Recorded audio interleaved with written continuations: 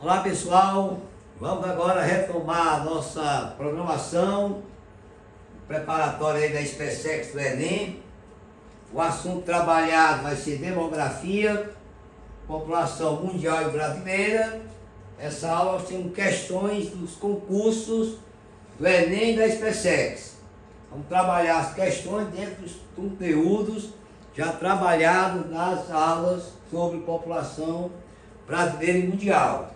Então vejamos aí a primeira questão, lá do ano 2006, SpaceX.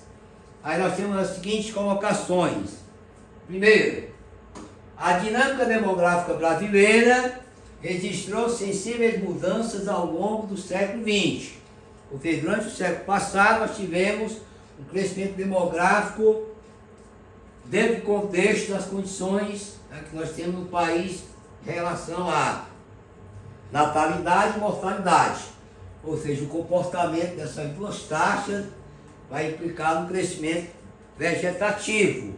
Se eu falar de também migrações, saldo migratório, aí já não é crescimento vegetativo, é crescimento demográfico. Aí o que diz a questão no item A? De 1900 a 1940, observou-se uma estabilização das taxas de natalidade e mortalidade, fruto de um intenso planejamento familiar. No Brasil, a questão do planejamento familiar veio depois da nossa explosão demográfica brasileira, lá depois dos anos 60 e 70, ok? E nessa situação aqui, nesse período, nós tivemos a queda, sim, das taxas de mortalidade, porém, a natalidade permanece elevada. Por isso é que veio pós isso aí a própria explosão demográfica, com a redução da mortalidade e a manutenção da alta natalidade. Do item B, de 1950 a 1980, verificou-se um crescimento, ou significativo crescimento populacional, que é a chamada explosão demográfica, em função da implementação de políticas natalistas por parte do governo. Na verdade, o governo não tem essa política de incentivar a natalidade. E considerando que aqui fez-se referência à teoria neo-malthusiana, todas as teorias demográficas que tratam da referência a Malthus são antinatalistas, são teorias que defendem o controle da natalidade. E para você ter exatamente esse significativo crescimento populacional, você tem que deixar livre esse crescimento da população em termos de natalidade. Então o item B também está errado.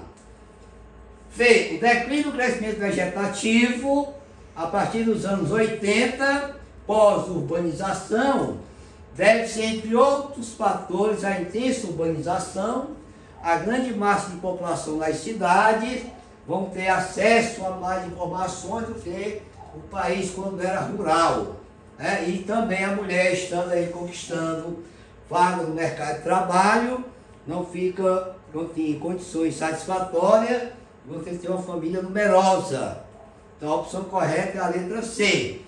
A partir de 1990 verifica-se uma estagnação no crescimento demográfico, no caso brasileiro. Não, nós ainda estamos no crescimento demográfico positivo, porque nós temos um país que a gente recebe aí uma situação de imigrantes, que não é saldo negativo, é positivo.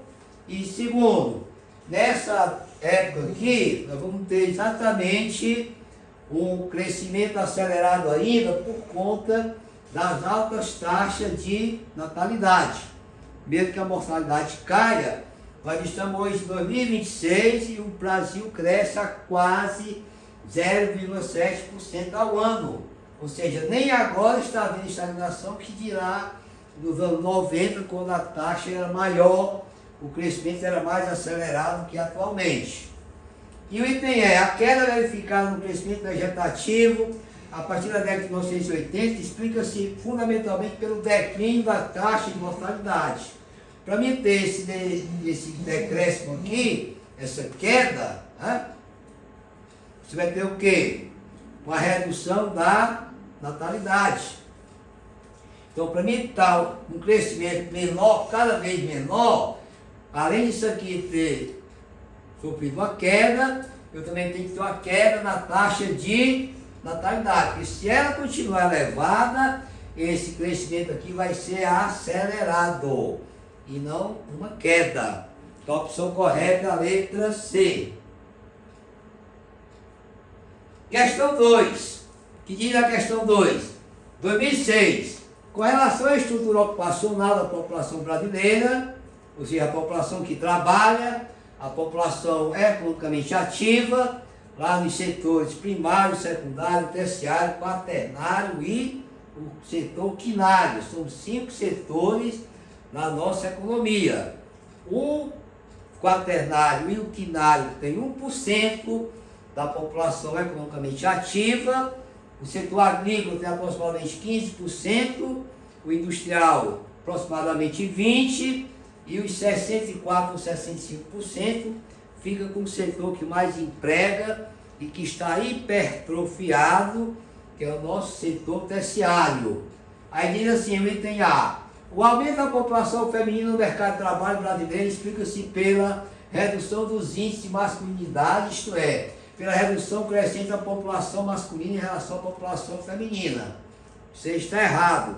O crescimento da população feminina no mercado de trabalho deve-se à conquista dessa população a novos postos de emprego, onde a mulher passa a conquistar emprego, conquistando áreas profissionais que antes ela não atuava. A letra B: sendo cada vez mais significativa a participação da mulher no mercado de trabalho, bem como a conquista de posições de destaque no campo profissional. Aqui é o que está o problema. Não é só no Brasil, mas em vários países do mundo, 2 pessoas, uma do sexo masculino, do sexo feminino, na mesma função, numa mesma empresa, tem salários diferenciados. E sempre a população feminina é a mais mal paga ou a mais explorada. Isso vem desde a época da primeira Revolução Industrial.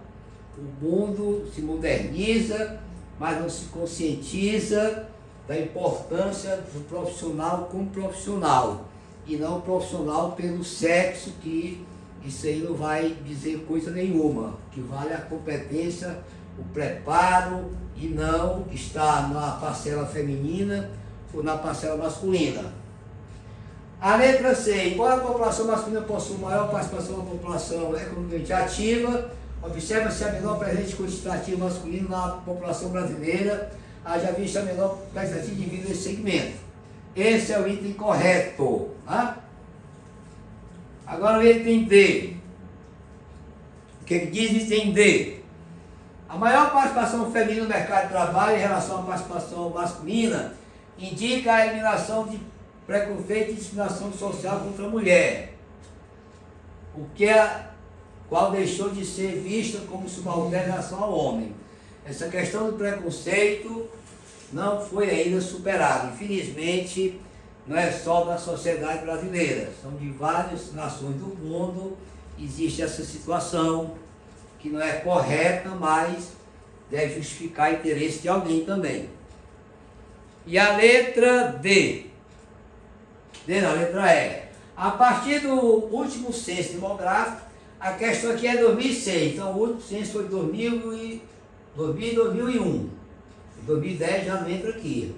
A partir do último censo demográfico, observa-se que o contingente feminino da população economicamente ativa ultrapassa o efetivo masculino. Nessa época aqui, no censo 2001, resultado 2001, a população feminina representava aproximadamente 44,2% da população ativa, e o homem aproximadamente 55 alguma coisa. Quer dizer, a população masculina era maior um pouco do que o efetivo feminino, lá pelo censo do ano 2000, que a questão faz referência a esse censo.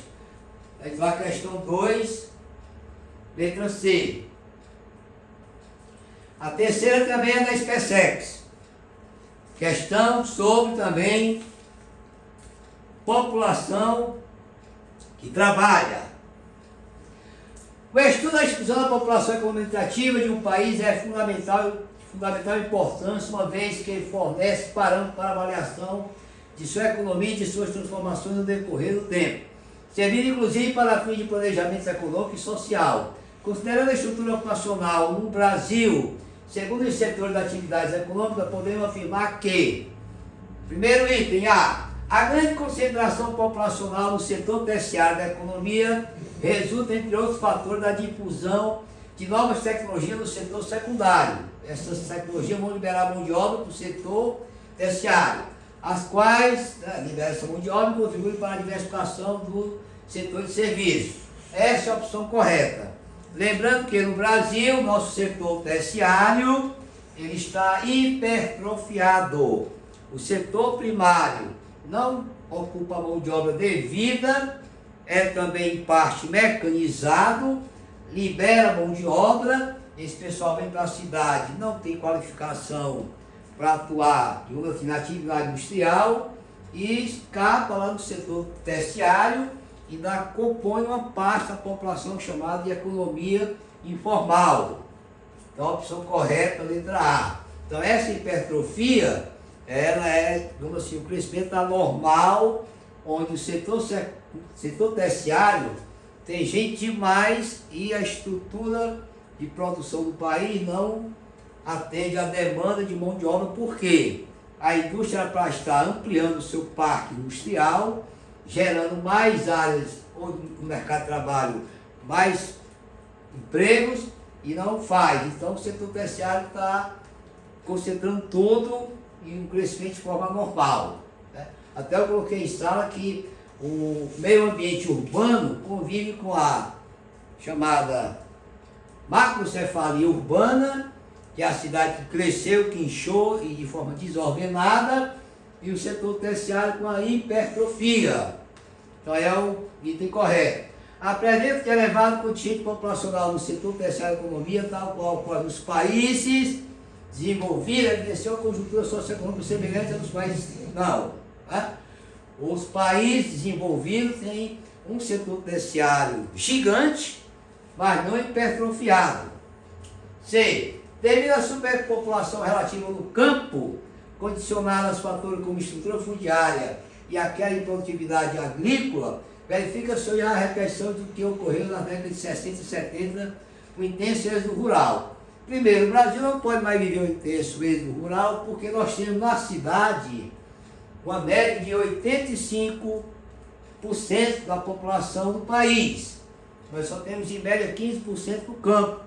E aí a gente tem também a situação que o setor, digamos assim, da área urbana, o setor terciário e o setor secundário estão numa margem de desequilíbrio.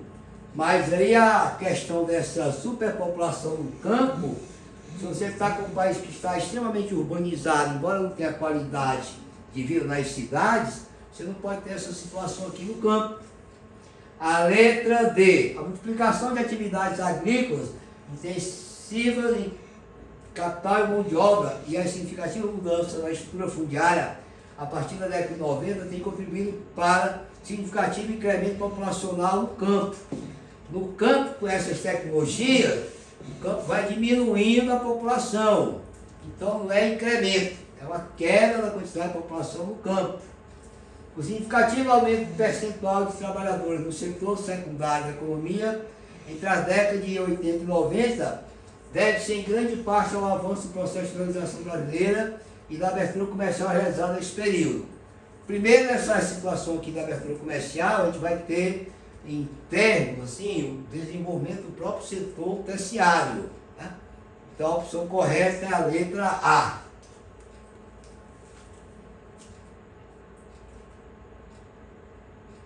Questão 4. Assinale a única alternativa que apresenta a teoria demográfica elaborada no pós-Segunda Guerra Mundial, tá? Que afirmava ser o acelerado crescimento populacional uma das causas da pobreza em países subdesenvolvidos. Então, após a Segunda Guerra, nós só temos duas teorias. A reformista, que ela é, digamos assim, uma teoria natalista. Temos a neomalthusiana, aqui dessa daqui, né? Porque nós temos aqui, ó, Nós temos 5 teorias. Nós temos a teoria malthusiana, a ecomalthusiana, nós temos a reformista e a neomalthusiana. Então, da Segunda Guerra, isso aqui não é teoria. A pró-natalista é para incentivar a natalidade. A reformista, ela é natalista, ela incentiva o crescimento da natalidade. A pós-reformista, essa teoria não existe ainda. A malthusiana aqui vem lá de 1798. É a primeira teoria lá de Malthus, população e progressão geométrica e a produção de alimentos e progressão aritmética. Então, após a Segunda Guerra mesmo, você tem a neomalthusiana. Tá? E tem uma outra aí também que não aparece aqui, que é a ecomalthusiana, que vai justificar a questão da pressão da população, do crescimento populacional sobre a natureza, sobre os recursos naturais. Ela também, essa ecomalthusiana, vai defender o controle da natalidade. Então, a opção correta aqui é a letra D.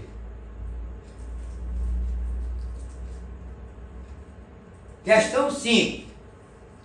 SPTEC 2010. Aí o que diz a questão 5? Os países desenvolvidos, de uma maneira geral, apresentam baixas taxas de crescimento demográfico, sobretudo em função do reduzido crescimento natural, que desconsidera o saldo migratório. Tá?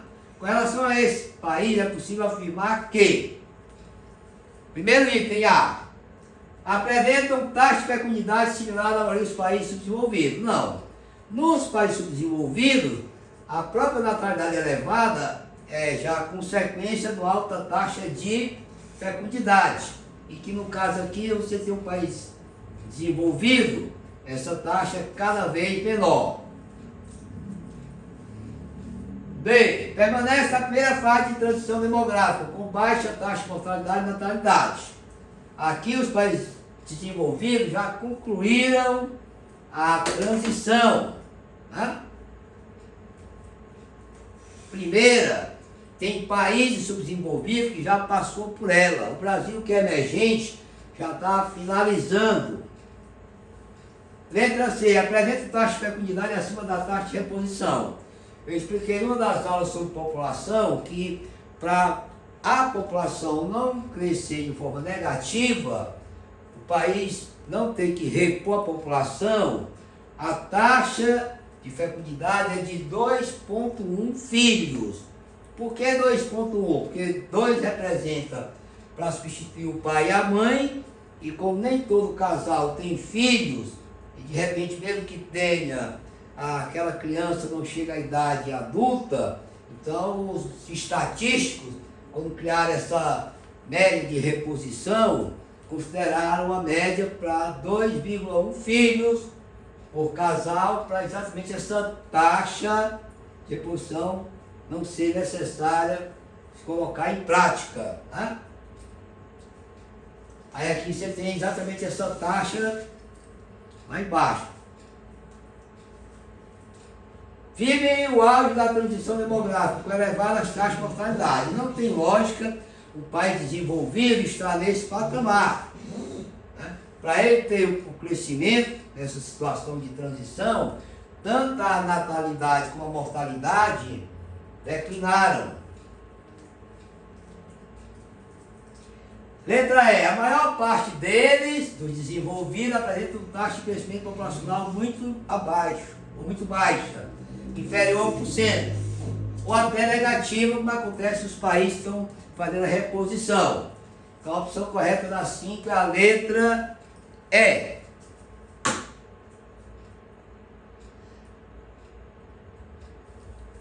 Questão 6. O que diz a questão 6? SPTEC 2017, essa é mais recente. No Brasil, observa-se nítido processo de transição demográfica, especialmente nas 2 últimas décadas, cujos censos demográficos realizados pelo IBGE revelam. Então, primeira revelação desse censo: aumenta a taxa de mortalidade infantil. Nem pode, porque se você tiver a mortalidade alta, independente de qualquer idade, não combina com essa fase aqui, que a transição requer a mortalidade baixa e também a natalidade. Esse item, o primeiro aí, é falso. 2. Estreitamento do corpo da pirâmide etária, com resultado significativo a redução do número de jovens. O corpo da pirâmide, na pirâmide etária você tem a base, tem lá a população de 0 a 19 anos. Aí você tem acima dessa faixa o adulto que vai de 20 a 59. Depois a população idosa, que é acima de 60. Então, para o corpo sofrer esse estreitamento, seria o estreitamento na faixa também adulta. E quando o jovem, o estreitamento dessa base, o corpo se alarga. Então esse item aqui é falso. Tá? O estreitamento é lá na base, não no corpo, que é a população adulta, ou de 20 a 59 anos. 3. O ingresso do Brasil no período da passagem da chamada janela demográfica.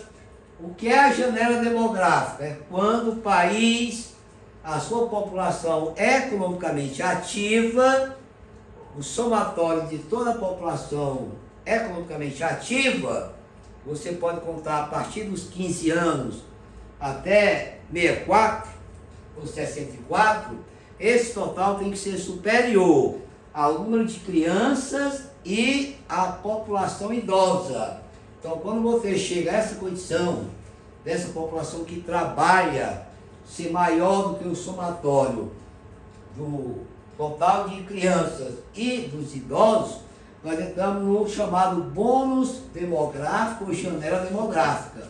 Esse é o melhor momento para um país empreender o seu desenvolvimento econômico. E o Brasil está saindo desse período. Segundo o IBGE, ele terminaria agora em 2025. Mas os mais otimistas puxaram até 2030. Não vai fazer muita diferença, nós estamos em 2026. Se ele não conseguiu fazer quase nada de 1995 até 2025, 4 anos a mais, não vai fazer diferença. Principalmente com o que nós estamos recebendo aí, desses governos que passaram aí nos últimos 30 anos, que a situação do país está por demais delicada. Em 4 anos, para ele voltar a ser o que ele era antes, é missão impossível. Tá? Então é cair na real. Então esse item 3 é verdadeiro. O aumento do número de óbitos associado ao crescimento da pesquisa da população e ao aumento da participação percentual de idosos no conjunto total. É claro, nós estamos com o Brasil ficando na condição de país de população em fase de envelhecimento. Então o item aí está correto.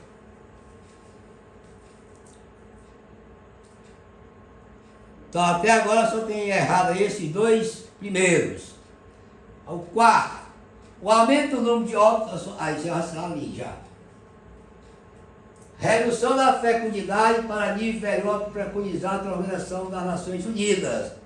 É claro, a nossa taxa de reposição, pelo IBGE, eu mostrei até na última aula, é de 1,9. E a gente precisa de 2,1. Então a opção aqui também é correta. Redução da fecundidade para nível inferior preconizado pela Organização das Nações Unidas, com taxa de reposição da população e aumento da esperança de vida. Ok. Nós diminuímos e muito o número de filhos por família, mas ganhamos em termos de expectativa de vida. O homem brasileiro e a mulher estão vivendo mais. Nos últimos 2 recenseamentos, nós tivemos atualmente quase 8 anos para a população feminina e de quase 6 para a masculina. Mas, no geral, a expectativa de vida do homem no Brasil é de aproximadamente 73 e a mulher chega aos 79 anos. Então, a opção correta, a letra E. 3, 4 e 5 são os itens corretos. Então aqui é o estreitamento, aqui é o alargamento do corpo, né, ó, que é a parte da população adulta. Quem se estreita é a base, que é a população jovem. Ainda da SpaceX, questão 7. Essa é mais recente. É do censo já da década de 2010, porque em 2020 nós não tivemos censo. O nosso censo começou em 2021 e saiu o resultado em 2022, sempre com atraso. Então o que diz a questão 7? O censo demográfico realizado no Instituto Brasileiro de Geografia e Estatística é IBGE de 1970. Aqui esse censo aqui foi quando foi revelada a situação de que o Brasil passou a ser um país urbanizado, ou seja, deixou de ser agrário e rural e passou a ser urbano e industrial. A aristocracia rural cedeu lugar para a burguesia industrial. Então vamos ver a questão 7, o que diz aí o primeiro item. A urbanização ocorreu de forma acelerada, concentrada e apoiada no êxito rural, simultaneamente ao vigoroso processo de industrialização verificado no pós-Segunda Guerra. Então esse item está o quê? Correto ou errado? Ó, a urbanização do Brasil ela é acelerada, concentrada e desordenada. O êxodo rural apoiou essa urbanização, sim, porque a população já vinha deixando o campo antes de ser um país industrializado. Então, item correto, item 1. O item 2. O que diz o item 2? Problemas em comum de infraestrutura viária, abastecimento de água, saneamento básico, coleta de lixo, dentre outros, resultam da criação das regiões metropolitanas lá na década de 70. Ok, foram criadas, por exemplo, a região metropolitana do Nordeste, Fortaleza, Recife, Salvador. Lá no Sudeste, você tem a Grande São Paulo, Rio de Janeiro e a BH, que é Belo Horizonte. Então essas regiões metropolitanas, também como nós tivemos lá no Norte, Belém, e lá no Sul, as capitais do Sul, são criações para administrar a área da região metropolitana e corrigir esses problemas. De lá para cá, se passaram pelo menos já mais de 50 anos e as correções foram mínimas. Tanto é que falta aí no Brasil resolver o problema que é muito importante das regiões urbanas, que é a questão do saneamento básico, o destino do lixo, onde é que ele vai, como é que ele vai, que técnica vai ser usada, questão do abastecimento de água, estrutura viária. Nem toda a área urbana tem uma malha que permita uma mobilidade urbana boa. Então aí você tem 2 itens corretos. A questão item 3. Atualmente o Centro-Oeste é a terceira região mais urbanizada do país. Aí furou, que não é a terceira, mas também no segundo lugar. O item 4. O que diz o item 4? Os critérios adotados pelo IBGE para definir o grau de urbanização seguem padronização internacional. Na verdade, o IBGE considera urbanização o percentual que nós temos em relação à população do campo e da cidade, né? A Organização para a Cooperação e Desenvolvimento Econômico, um dos critérios dela, foi que eu até citei em aulas passadas, é a questão das atividades econômicas. Que atividade econômica eu tenho naquela área? Indústria, prestação de serviço, a essa área urbana. Predomina atividades primárias como agricultura e pecuária ou extrativa, é zona rural, né? Então aí você tem também esse item como sendo falso. Então a 7, nós temos aqui os itens corretos. Só o 1 e o 2. Então aqui são as questões especiais que nós tivemos sobre população. Tem outras, mas deverão aparecer nas aulas de revisão. Agora a questão do Enem. Em material para análise de determinado marketing político, lê-se a seguinte conclusão. A explosão demográfica que ocorreu a partir dos anos 50, especialmente no terceiro mundo, aqui está no Brasil, na época, agora não é mais terceiro mundo, é países do sul, e o Brasil, como não é subdesenvolvido, é o BRICS, que é o grupo dos emergentes, que estão na emergência até de falir, algum deles. Então, o terceiro mundo suscitou teorias ou políticas demográficas divergentes. Uma primeira teoria, o neomalthusiano, defende que o crescimento demográfico dificulta o desenvolvimento econômico. Aí ele vai defender o quê? Uma política de controle da natalidade, já que provoca a diminuição na renda nacional per capita e desvia os investimentos do Estado para setores menos produtivos. Diante disso, o país deveria desenvolver uma rígida política de controle da natalidade. Uma segunda, a teoria reformista, argumenta que o problema não está na renda per capita, e sim na distribuição dessa renda, que é por demais irregular, que não permite o acesso à educação e à saúde. Diante disso, o país deve promover a igualdade econômica e a justiça social. Qual dos slogans a seguir poderia ser utilizado para defender o ponto de vista neomalthusiano? O que diz o ponto de vista neomalthusiano? Aqui é controle da população, ou da natalidade. Então aqui vai cair bem com essa frase. Controle populacional, nosso passaporte para o desenvolvimento. Vamos frear o quantitativo de natalidade e o desenvolvimento vai chegar. Essa é a visão dos neomalthusianos, extremamente errada. Então a 8 é a opção correta, a letra A.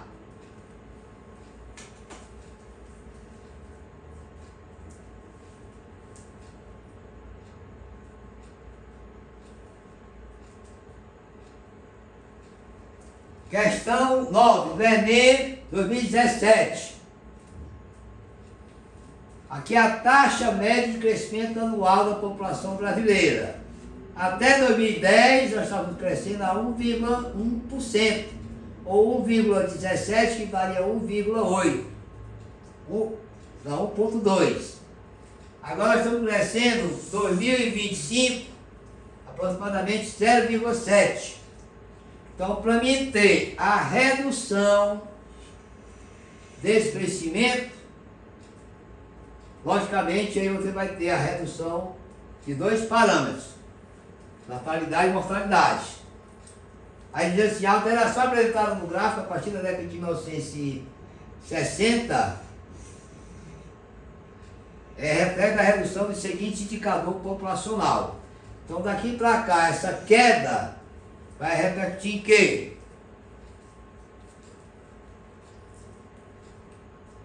Menos gente na família, menos filhos por família.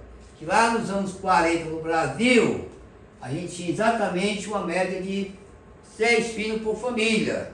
Agora está menos de 1,9.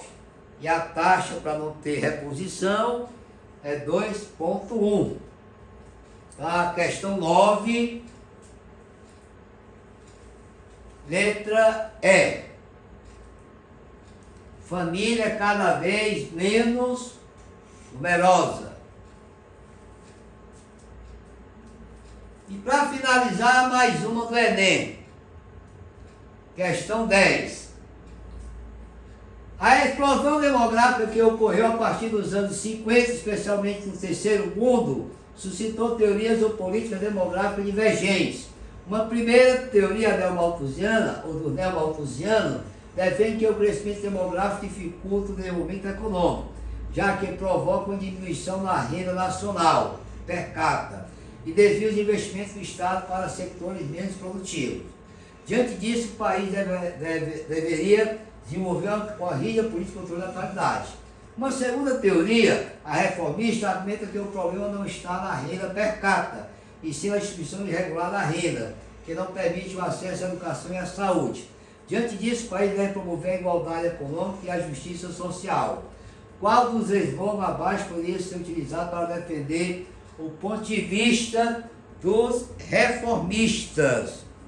Lembrando que esse texto aqui estava na outra questão, porque quando o Enem colocou essa prova, ele colocou o mesmo texto para você analisar sobre a ótica de duas teorias, a reformista e a neo-malthusiana, né? Está aqui a questão, voltando aqui a questão.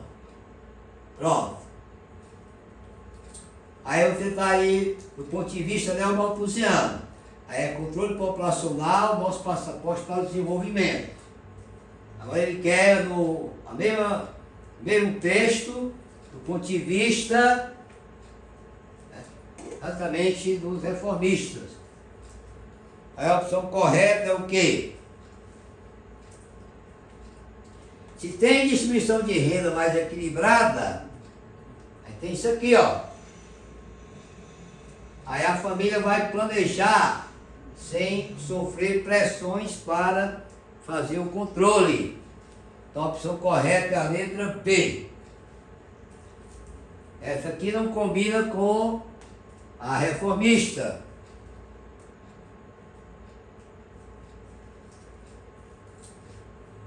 Essa questão aqui, população melhor, educação melhor, a educação ela não está na proporção da quantidade, ela está na proporção do que se pode fazer para que ela tenha qualidade, independente da quantidade de alunos ou de jovens e crianças que o país tem que preparar para o futuro.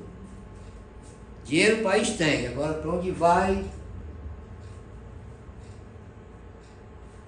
Então, a opção correta é a letra B. Então, na próxima aula a gente fecha o conteúdo de população brasileira, com a formação étnica e cultural e também com as migrações no Brasil. Depois a gente vai passar para a parte econômica, com as atividades econômicas, principalmente a economia mundial, a divisão internacional do trabalho, a globalização. Depois é que vem a geografia física. Para vocês, até a próxima aula.